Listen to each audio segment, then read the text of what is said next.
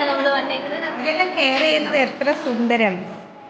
നമ്മളൊക്കെ അവരെയൊക്കെ നോക്കാൻ വന്നവരല്ലേ. നമ്മൾ അവരെ നോക്കാൻ അവരോട് നല്ല സഹാനുഭൂതിയും കരുണയും കാണിക്കണം. അവർ പാവം, അവർക്ക് ആരുമില്ല. അവർക്കൊരു ആശ്വാസവാക്ക് പറഞ്ഞു കൊടുക്കുക, അവരെ സന്തോഷിപ്പിക്കുക.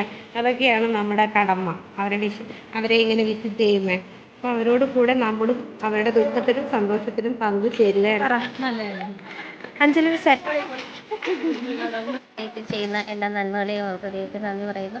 ഒത്തിരി പേർക്ക് ഞങ്ങൾക്ക് എല്ലാവർക്കും നല്ല അനുഭവമായിരുന്നു ഇവിടെ വന്ന് എല്ലാവർക്കും ദൈവം കൂടുതലായി നന്ദി ചെയ്യാനാണ്.